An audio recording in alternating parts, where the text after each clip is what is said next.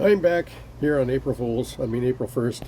I wanted to show this to you, but I didn't get a chance to do it. So I bought a Bach 42G from a young man, and the horn was lacking consistent lacquer all over it, and there was some issues, few issues with the rotor and the slide, but fixed those up. The repair was easy.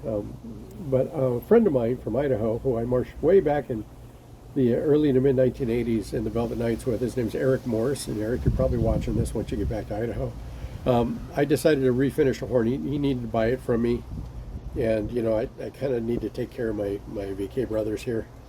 But it's a 42G open wrap, and let me show you what I did with it. But keep in mind, when I first got the horn, the spots of it were brown because there was no lacquer, and then there was chunks of lacquer, and it's not like it was spotty, it was just chunky. There's like large areas missing off the horn. So here's what I did with it. I got it sitting here.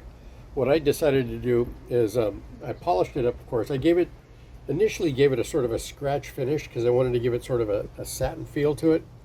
And then on the inside, I decided to keep the bell shiny. So it's going to be shiny on the inside of the bell, and it's going to be sort of a satin finish on the outside. Now, how did I achieve this? Well, I don't know if this is the way it's done in the factory, but after I got done repairing the bell, I went ahead and I took some Scotch-Brite and I abrased the horn in a lot of areas. Then I wiped it all down, got all the dust off it. I went back over it with really fine 4/0 steel wool to knock the tooth down a little bit on that abrasion. And then after I degreased it again, I went back over, cleaned up the nickel parts, but on the bell and on some of the brass tubes here, what I did is I just took, after the Scotch-Brite, after the steel wool, I went back over it with metal polish, lightly, to knock it down to give it a satin, sort of a satiny finish.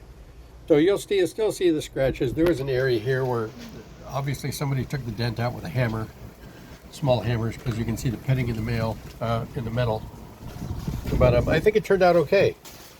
Like I said, you can still see some of the scratching in it, which is fine. I mean, that's the desired texture, and it was really pitted, so this helps kind of hide some of that. But yeah, so Scotch-Brite, super fine steel wool, and metal polish to keep it from getting to too high of a shine.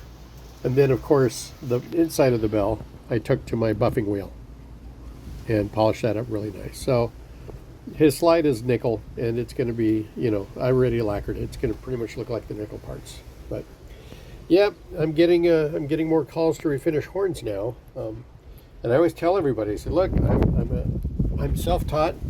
I get advice from friends of mine that do this. So I warn you, you're not going to be getting factory quality finish. You're going to getting amateur quality finish from a guy with OCD. So I guess back in the day we used to call that being a perfectionist. But yeah, anyway, so that was some of the work I did on this horn. I'm currently working on a horn for Bell High School.